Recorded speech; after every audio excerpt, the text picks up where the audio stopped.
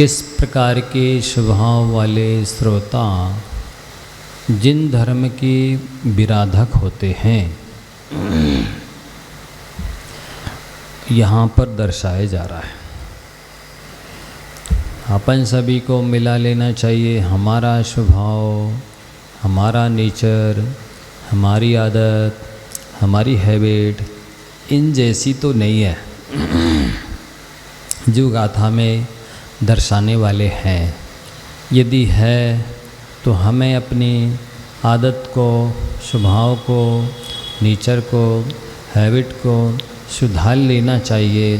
अन्यथा हम जिन धर्म की विराधना करेंगे, जिन धर्म का विनाश करेंगे, ना अपना कल्याण कर पाएंगे, ना ही पर का कल्याण कर सकते हैं। बानर गद्दह शाण गए, बग बराह कराहा, मक्खी जलुए शहाब नर, जिनवर धम्म विनाश। बानर गद्दह शाण गए, बग बराह कराहा, मक्खी जलुए शहाब नर, जिनवर धम्म विनाश। बोलो आप लोग।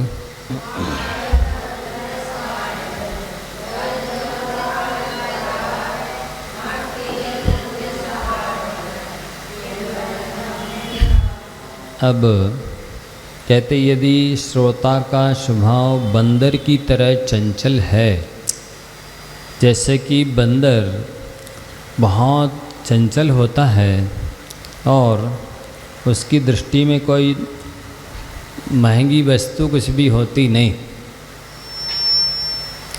उसकी दृष्टि में कोई मूल्यवान व्यक्ति या वस्तु नहीं होता।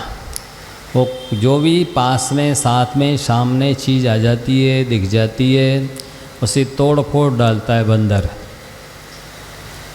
जैसे कहते हैं ना कि किसी बंदर को यदि कांच के माले में प्रविष्ट कर दो, बंद कर दो और फिर उसे बिच्छू काट दे और साथ ही फिर वो मदिरा पिला दी जाए तो और चंचल हो जाता है। उससे भी अधिक चंचल मन होता है।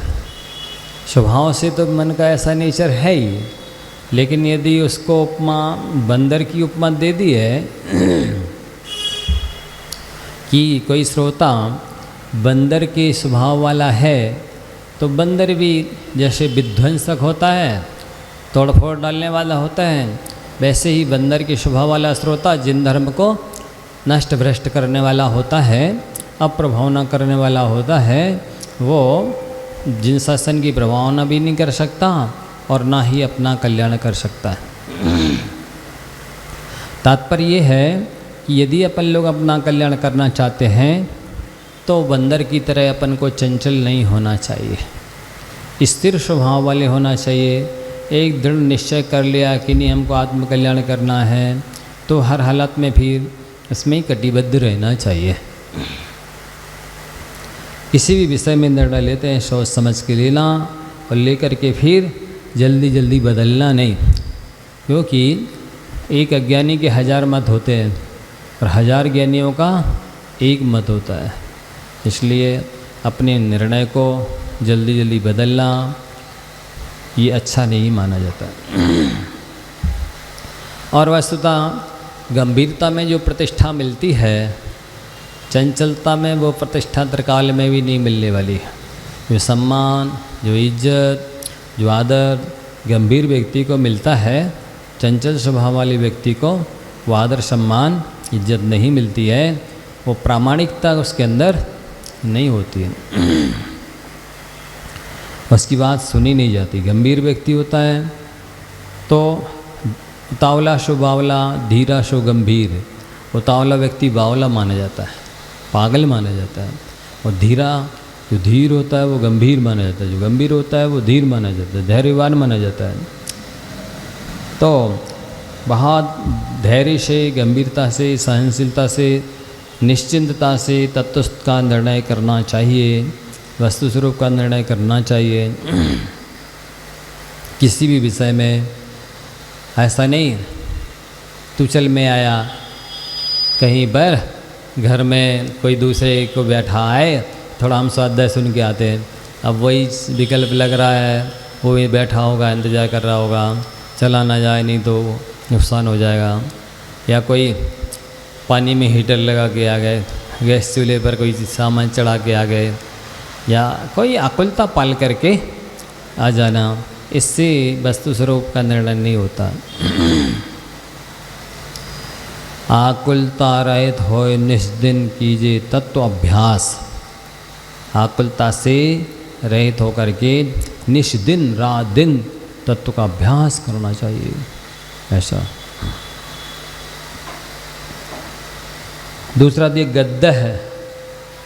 गधे की तरह नेचर वाला श्रोता भी सौपर का कल्याण नहीं कर सकता है।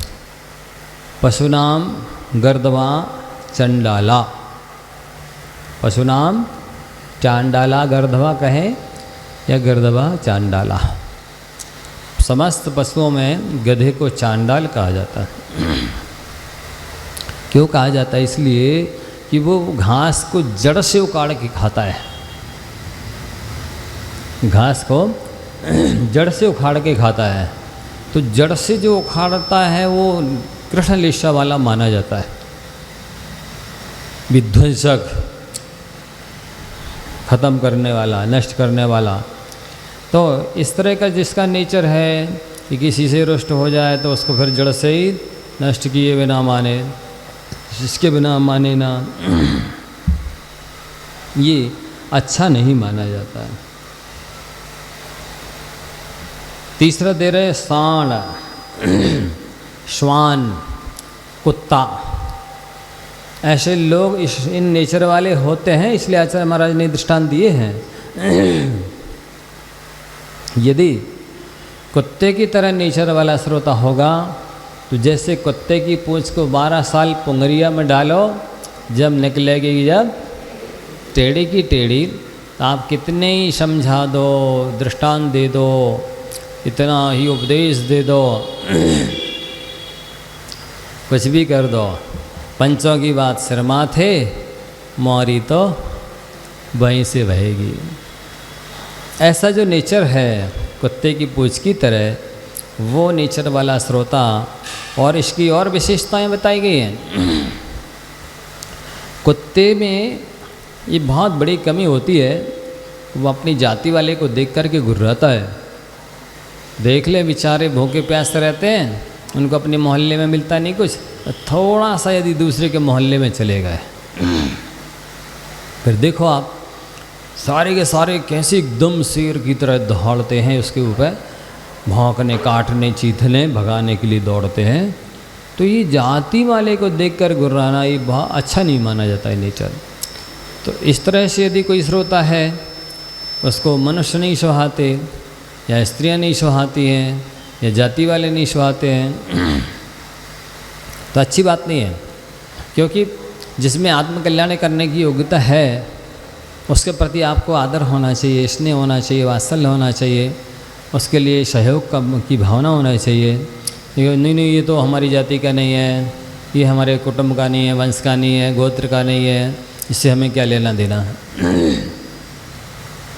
तो ये आजकल बहुत चल रहा है कि वो अपनी जाति वालों को विशेष रूप से वात्सल्य स्नेह देंगे, सहयोग करेंगे, पंथ वाले को, संप्रदाय वाले को, गोत्र वाले को ये नहीं देखेंगे अरे इस सब में क्या रखा है। जो वीतराग देव शास्त्र गुरु को मानने वाले हैं वे सभी हमारे साधर्मी हैं। तो ये चीज़ नहीं रही। अब वीतराग देव शास्त्र गुरु मानने वाले साधर्मी नहीं रहे। अब तो जाति, पंथ, संप्रदाय, गोत्र, ये सारी चीज़ें देखी जाएंगी। यदि इससे हमारी मिलती है तो इसको हम फिर कहीं का हो, किसी भी प्रांत का हो, चाहे मतलब लाखों किलोमीटर दूर रहे, चाहे कोई सा रिश्ते में ना लगता हो, बस गोत्र है ना समान, फिर तो उनको उसका ही सहयोग करना। बाकी को ज़रूरतमंद समझते हुए भी सहयोग नहीं करते। तो ऐसे लोग जिन धर्म के विनाशक होते हैं, विराधक होते हैं। तो एक तो कुत्ते की पूंछ की वाला नेचर वाला नहीं होना चाहिए श्रोता को, कि कितने ही गुरुजन समझा दें, उपदेश दे करके, दृष्टांत दे करके, लेकिन वो समझते नहीं हैं। दूसरा, अपनी जाति वाले को देख करके द्वेष, घृणा, ईर्ष्या, नफरत, बैर, विरोध, बदले की भावना, असहयोग का भाव नहीं होना। तीसरा, कुत्ते का एक और है कि वो कितनी आप दूध भात खिलाइए, लेकिन जैसे ही उसके गले से जंजीर छूटेगी वो सीधा विष्टा की ओर, मल की ओर सूंघने जाएगा। उसकी आदत बहुत खराब होती है।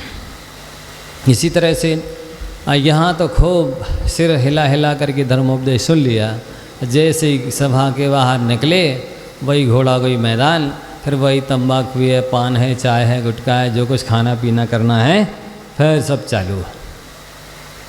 ऐसे होते कई। यहाँ तो खूब सुनेंगे उपदेश।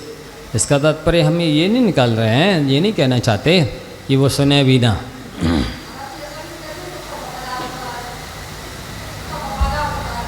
हाँ, तो वफादारी तो बहुत कम लोगों में पाई जाती है। यहाँ तो दूषण बताए जा रहे हैं कि जो कमियाँ कुत्ते में हैं, वो कमी वाला यदि कोई श्रोता है तो वो शव का कल्याण भी नहीं कर सकता, और जिन धर्म का जिन शासन के प्रभाव न भी नहीं कर सकता, दूसरों के कल्याण में निमित्त भी नहीं बन सकता है, क्योंकि वो तो जाति को देख के गुर्राता है ना।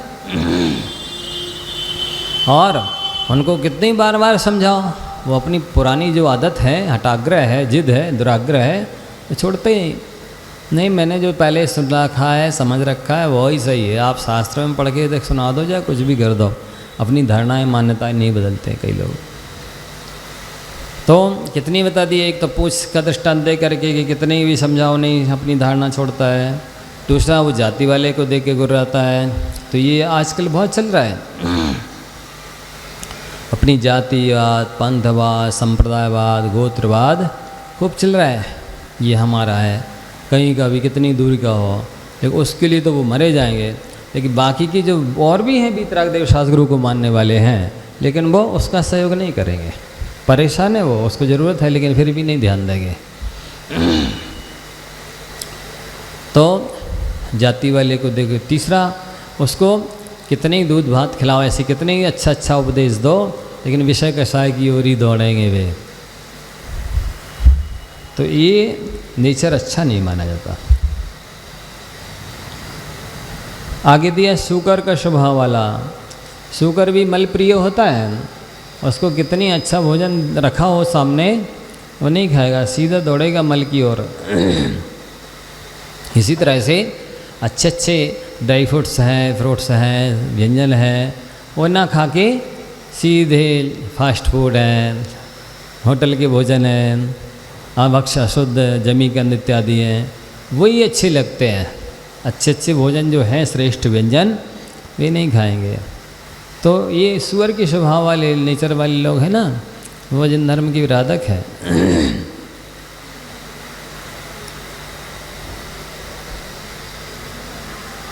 तो जैसे वो सुअर मल को देखता है, वैसे नेचर वाला जो श्रोता है वो दोषों को देखता है, गुणों की ओर ध्यान नहीं देता है, जो अच्छा नहीं माना जाता है। कछुआ स्वभावी होते हैं कुछ। कैसे होते हैं कछुआ स्वभावी?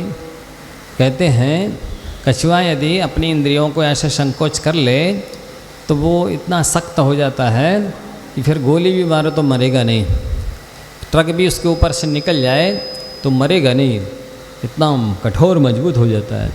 तो इस तरह से जिसका नेचर है कि वो उसको कितने ही उपदेश दे दो, चिकने घड़े की तरह कोई फर्क नहीं पड़ता है। तो ये कछुआ के स्वभाव वाले, नेचर वाले जो लोग होते हैं, वे अपनी धारणाओं पर अडगे रहते हैं, अचल रहते हैं। तो ऐसे लोगों के द्वारा जिन शासन की प्रवाह न होती नहीं, ऐसे लोगों के द्वारा स्वयं का कल्याण भी नहीं किया जाता है। अतः ऐसा अपना स्वभाव नहीं होना चाहिए।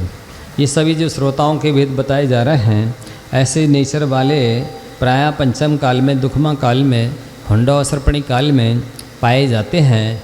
इसलिए इनको बता दिया गया है कि आप अपने नेचर को मिला लीजिए, यदि कोई कमी है तो उसको सुधार लीजिए, जिससे कि आप पर जिनवाणी का प्रभाव पड़ सके, जिनवाणी को आप उतार सकें, स्वयं का भी कल्याण कर सकें और दूसरों के लिए भी कल्याण में निमित्त बन सकें।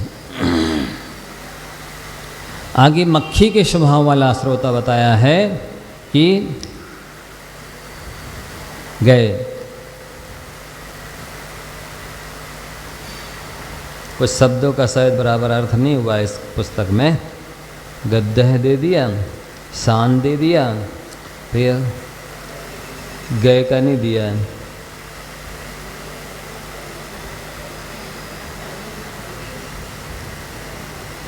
बराह का तो दे दिया है, बग्घ बाघ का भी छोड़ दिया है। व्याघ्र जो होता है वो बहुत कृतज्ञ होता है। जो व्याघ्र को पालते हैं, भोजन पानी देते हैं, व्याघ्र उन्हें भी खा जाता है। तो इस तरह की कृतज्ञ श्रोता जो होते हैं, जिनसे शिक्षा दीक्षा संस्कार प्रायश्चित लेते हैं, उन्हीं की निंदा करते हैं, उन्हीं के विरोध में खड़े हो जाते हैं। तो इससे जिन धर्म की अप्रभावना होती है। वस्तुतः कृतज्ञता की वजह से उनका भी कल्याण नहीं होता, और जब देखते हैं तो दूसरे लोग भी निंदा करते, तो उनके निमित्त से पाप का बंद करते हैं, नीच गोत्र का बंद करते हैं। तो ये अच्छा नेचर नहीं माना जाता। फिर करा है माने तो कछुआ हो गया। फिर मक्खी जैसे श्रोता भी होते हैं। कैसे? मक्खी गुड़ में गड़ी रहे, पंख रहे लपटाए, हाथ मले और सिर धोने, लालच बुरी बलाए। उसके पंख बहुत पतले होते हैं और वो गुड़ के ऊपर बैठ जाती है, पंख चिपक जाते हैं। गुड़ खाने तो गई थी, लेकिन अब उसकी जान ही चली जाती है। तो इसी तरह शास्त्र तो सुनते हैं, प्रवचन तो सुनते हैं, लेकिन विषय कषाय रूपी गुड़ में जाके फंस जाते हैं, तो वो अपना कल्याण नहीं कर पाते। जलूयर जलऊ का होता है, जिसको जौंक कहते, जौंक। तो वो क्या होती है, गाय के थन में लग जाती है। तो उसी थन में दूध भरा है, लेकिन वो दूध नहीं पिएगी, वो खून पीती है, सड़ा खून पीती है। तो उसमें भी इतनी आसक्ति से पी लेती है कि उसका पेट फट जाता है, फट करके वो मर जाती है। इसी तरह से वो जिनवाणी का उपदेश सुनता है, इस तरह का नेचर वाला श्रोता, तो उसमें गुण बहुत सारे हैं, शिक्षाप्रद बातें बहुत सारी बताई गई हैं, लेकिन वो उन शिक्षाप्रद बातों को ना लेकर के अवगुण ले लेता है और अपना कल्याण कर लेता है। इसमें तो गिनती के थोड़े बताए हैं, ऐसे अन्य ग्रंथों में और भी बहुत सारे इस टाइप के नेचर वाले लोग बताए जाते हैं, जो जिन धर्म के विराधक माने गए हैं। एक इसमें दोहा दिया गया है, पापी लोभी जीव को धर्म कथा न सुहाए, के ऊँगे के लड़ मरे, के उठ घर को जाए। पापी लोभी दिया है, कहीं कहीं ऐसा भी आता, मिथ्या दृष्टि जीव को जिनवाणी न सुहाए, के ऊँगे के लड़ परे, के उठ घर को जाए। तो इस टाइप के जीव जो होते हैं, उनको वास्तव में ये फैक्ट है, ये तथ्य है कि जिनकी भव्यता अच्छी होती है, जिनवाणी का प्रभाव उसी पर पड़ता है। बाकी कोई कितनी सुन ले, कितनी पढ़ ले, जब तक उसकी अच्छी भव्यता का मतलब भद्रता, पात्रता, मंद कषाय हो, सहजता सरलता हो, आत्मकल्याण की रुचि हो, तो ही जिनवाणी का प्रभाव पड़ता है। अन्यथा कठोर स्वभाव वाले जो होते हैं, तीव्र कषाई जो होते हैं, विषय लोलपी जो होते हैं, उन पर जिनवाणी का प्रभाव पड़ता नहीं है। इसलिए सत्संगति करने को कहा गया है और कुसंगति के निषेध किया गया है कि आप कुसंगति से दूर रहिए, उसका निश्चय स्वभाव संगति करने से अपनी आदत भी वैसे ही पड़ जाती है, अपना स्वभाव भी वैसा ही बन जाता है। इसलिए सोच समझ करके सत्संगति करनी चाहिए। देखो इसमें कुछ अच्छी बातें बताई गई हैं कि गुणवानों के साथ मित्रता, गुणवानों से वार्तालाप, गुणवानों के साथ में मित्रता संगति करने वाला जीव कभी दुखी नहीं होता। गुणवानों के साथ मित्रता, गुणवानों के साथ वार्तालाप और गुणवानों की संगति करने से व्यक्ति कभी दुखी नहीं होता। और ज्ञान बढ़े गुणवान की संगति, किसकी संगति से क्या बढ़ता है ये इसमें बताया जा रहा है। यदि आप गुणवान की संगति करेंगे तो निश्चित ही आपके ज्ञान में वृद्धि होगी। उनके मानसिक माने सोच से, वार्तालाप से, चाल ढाल से, उठने बैठने से, लेने देने से इत्यादि के माध्यम से भी शिक्षा मिलती रहती है। साथ ही उनके द्वारा जो पढ़ाया जाता है, प्रवचन इत्यादि दिए जाते हैं, तो निरंतर ज्ञान में वृद्धि होती रहती है। ध्यान बड़े तपसी संग कीने, ज्ञान बड़े गुणवान की संगति, ध्यान बड़े तपसी संग कीने। यदि आप तपस्वी की संगति करेंगे तो आपकी ध्यान की हैबिट बन जाएगी, आदत बन जाएगी, उसमें वृद्धि होगी। और यदि ध्यानी नहीं है, वो तपस्वी नहीं है और आप उनकी संगति करेंगे तो दुर्ध्यान होगा, ध्यान तो नहीं होगा। मोह बड़े परिवार की संगति, वस्तुतः मोक्ष चाहिए है तो मोक्ष चाहने वाले को मोह का क्षय करना होता है। मोह का क्षय करने वाले को परिग्रह का त्याग करना होता है। परिग्रह का त्याग करने वाले को परिवार से भी दूर रहना होता है। परिवार के साथ में रहता है जो निरंतर मोह की वृद्धि होती रहती है, क्योंकि ज़्यादा ज़्यादा वो राग करता है उनके खाने पीने, उठने बैठने, लेने देने से संबंधित। तो थोड़ा भी उनको प्रतिकूलता हो जाती है, आकुलता व्याकुलता हो जाती है, कोई आवश्यकता हो जाती है उसकी पूर्ति नहीं कर पाता है तो आकुलता व्याकुलता हो जाती है। इसलिए आत्मार्थी को जो अपना कल्याण चाहते हैं उन सभी को परिवार से दूर रहना चाहिए। कई बार लोग कहते हैं हमारा तो गरीब आश्रम जैसा है। क्या बोलते हैं? हमारा तो घर ही आश्रम जैसा है, हमारे यहाँ ज़्यादा लोग तो हैं ही नहीं, 1 2 4 ही तो लोग हैं। आश्रम में भी तो होते हैं ऐसे 10 20 लोग, 50 लोग।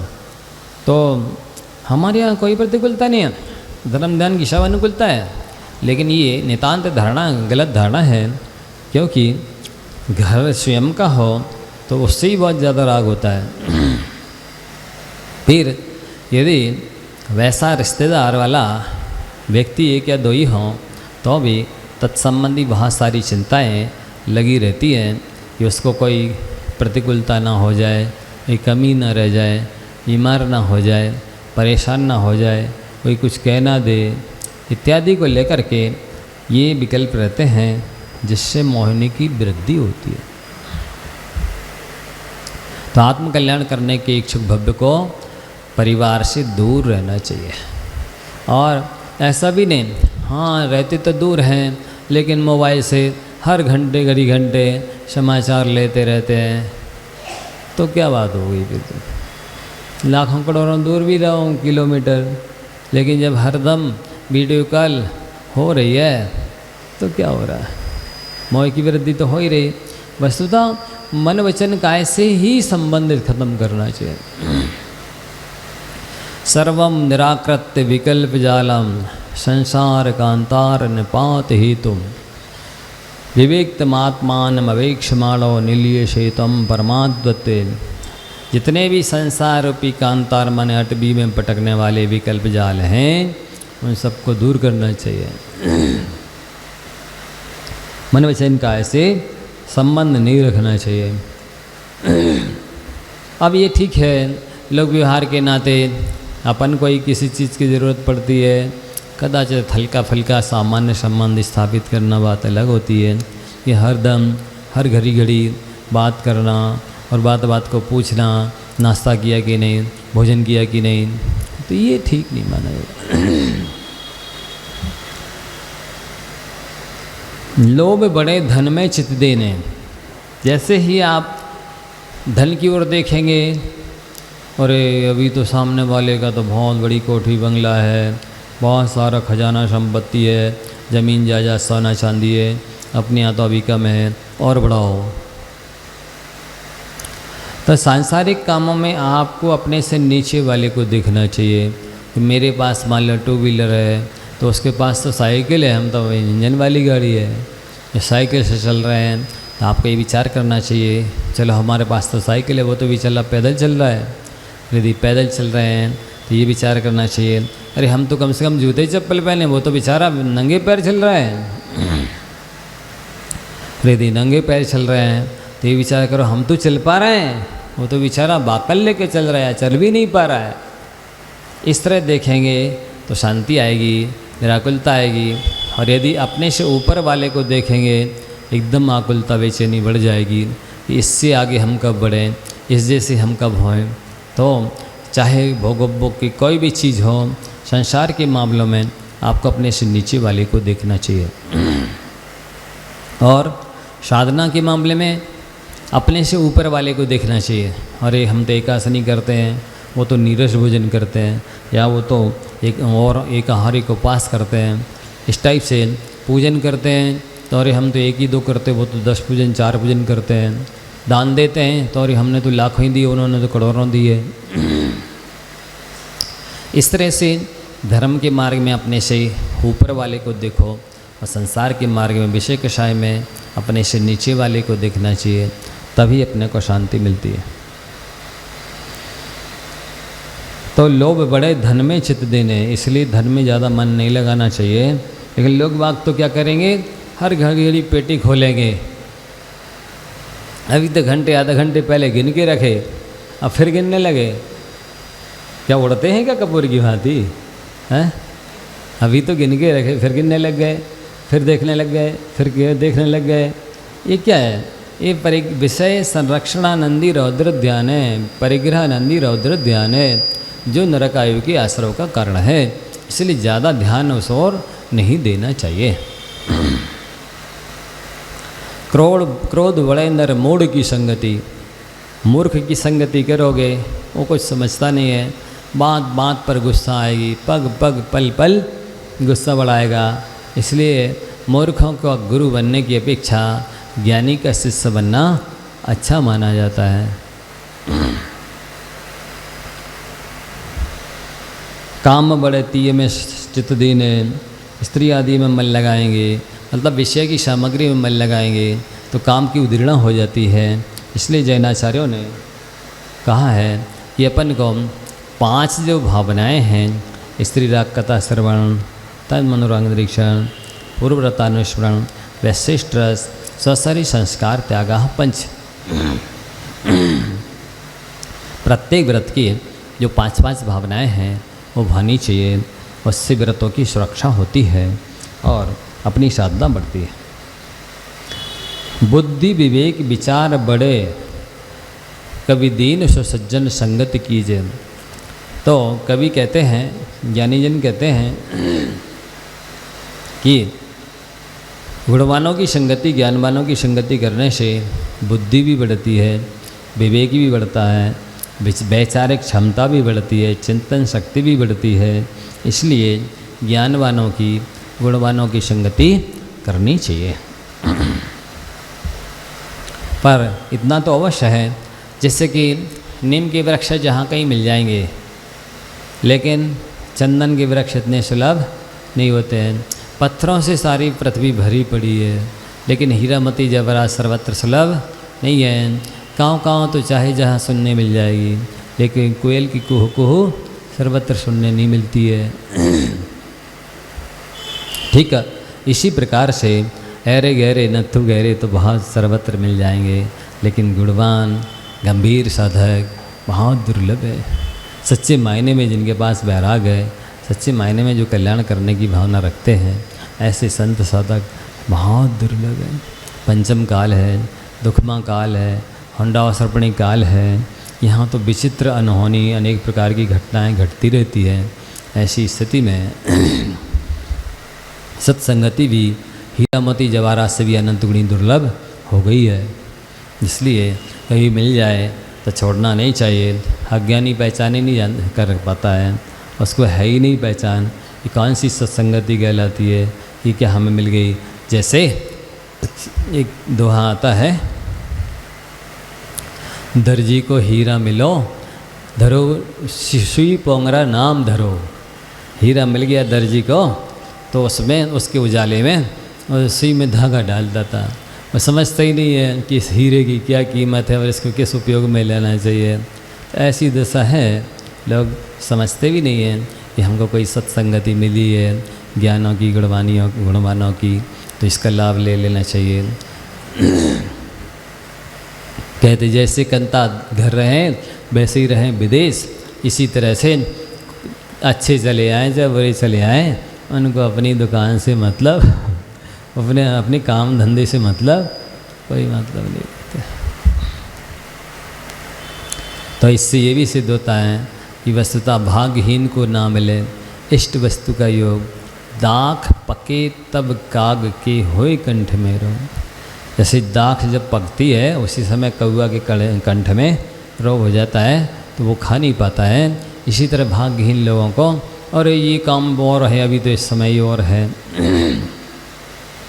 अभी इस चीज़ का सीज़न है, अभी इस चीज़ का सीज़न है, अब ये काम महत्वपूर्ण है। दुनियादारी के काम तो महत्वपूर्ण लगते हैं, पर उनको गुणवानों की, ज्ञानवानों की, वैरागियों की संगति महत्वपूर्ण नहीं लगती है।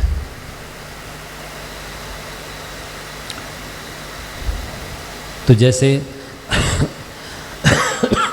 अच्छी हवा के अभाव में रोग जन्म लेते हैं, अच्छी हवा के अभाव में रोग जन्म लेते हैं, उसी प्रकार से अच्छे लोगों की संगति के अभाव में आत्मरोग बढ़ता है। इसलिए सत्संगति बहुत प्रयत्न, माने कहते हैं 100 काम छोड़ कर के नहाओ, 1000 काम छोड़कर भोजन करो, लाख काम छोड़कर पूजन करो, और करोड़ काम छोड़कर सत्संगति करो। करोड़ों काम, एक दुकानदारी तो छोड़ नहीं पा रहे, करोड़ों काम छोड़कर सत्संगति करना वो कहा गया है। करोड़ों उपाय, कोटि उपाय बनाए भव्यता को ओरियानो, छेडलम नहीं कहा। एक तो उपाय नहीं अपना पा रहे कि उठाए हैं कोई साइकिल, 5 मिनट पहुंच जाएं, सुन कर के आ जाएं फिर वापिस। एक तो उपाय नहीं अपना पा रहे, करोड़ों उपाय अपना करके सत्संगति करने को ज्ञानी जनों ने कहा है, कैसे करें। अज्ञान जो अभिशाप लेकर बैठे हैं बेचारे, अभिशाप ही उनका सत्यानाश करने वाला बना हुआ है।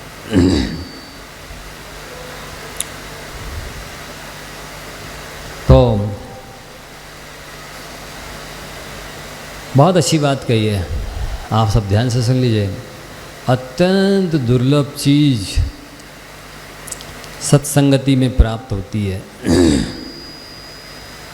वो क्या है? सत्संगति करने से अनाग्रह बुद्धि प्राप्त होती है। सत्संगति करने वाला हठी नहीं होता है, जिद्दी नहीं होता है, दुराग्रही नहीं होता है, एकांतवादी नहीं होता है। उसकी बुद्धि बिल्कुल प्रांजल हो जाती है, सहज सरल हो जाती है, वो गुणग्राही हो जाती है। कहता है जो खरा सो मेरा, जो मेरा सो खरा ना। जो मैंने समझ रखा है वही सही है, ऐसा नहीं।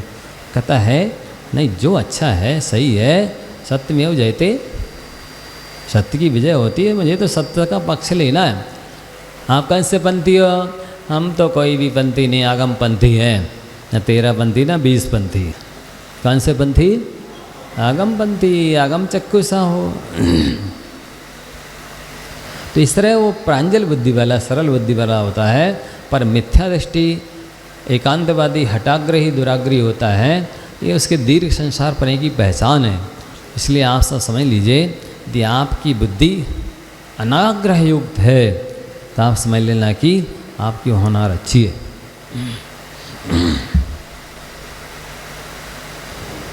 और जब अनाग्रह हो जाता है तो नियम से फिर व्यक्ति को शांति मिलती है। शांति है तो सुख तो है ही है, इसलिए अनाग्रह ही बनो, उससे सुख मिलेगा, शांति मिलेगी, स्वर्ग मिलेगा, मोक्ष मिलेगा। आगे रत्नात्रय में सम्यक दर्शन की मुख्यता। रत्नात्रय कहलाता है सम्यक दर्शन, सम्यक ज्ञान, सम्यक चारित्र।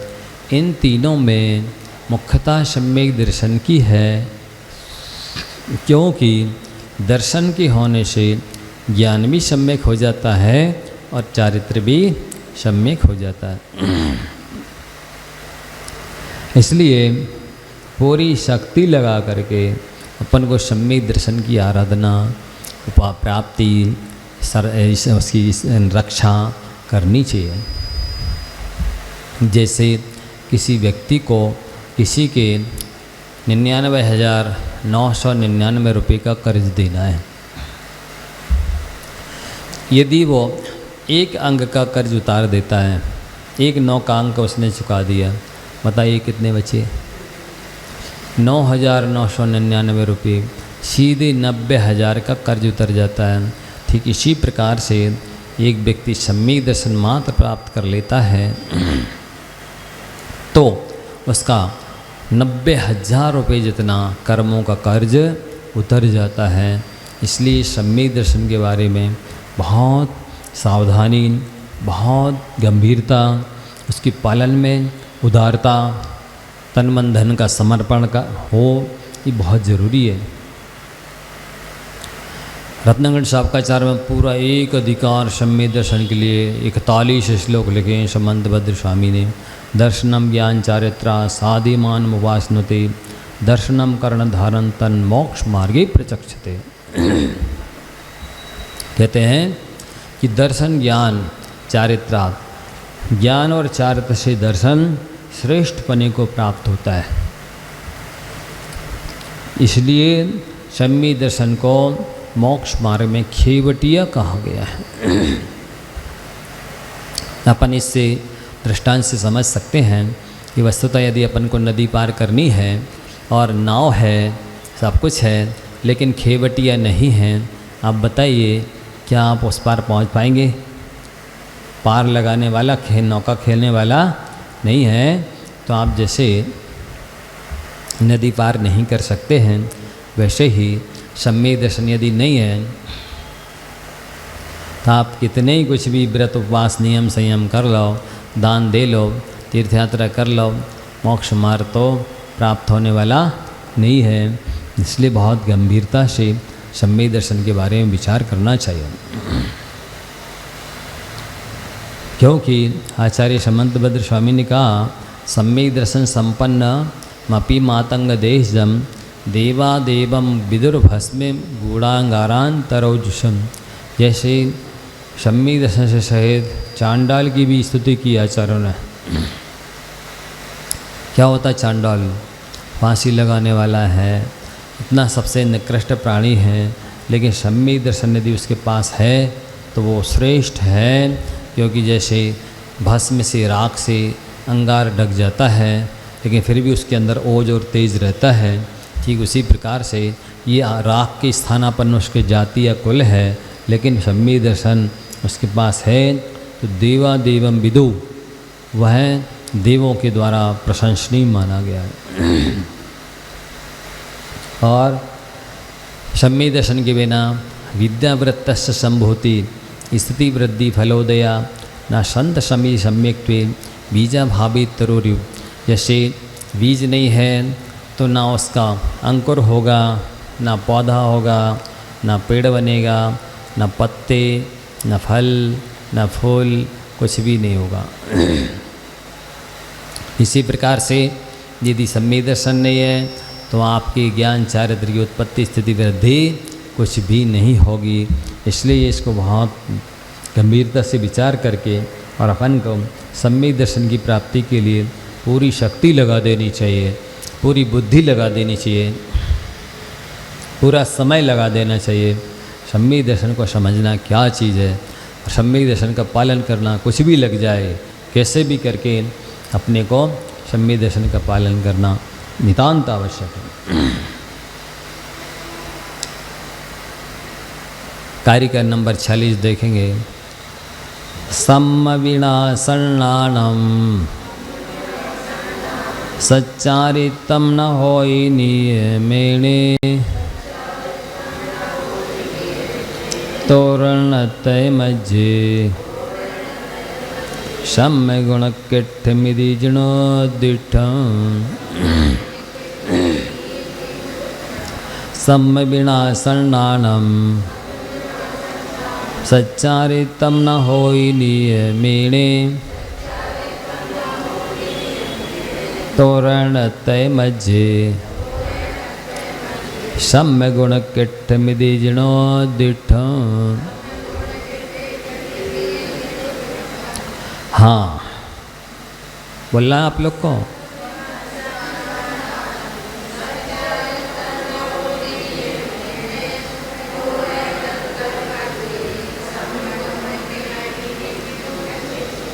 सम्यक दर्शन के बिना ना तो सम्यक ज्ञान होता है, मतलब राइट फैथ, राइट नॉलेज।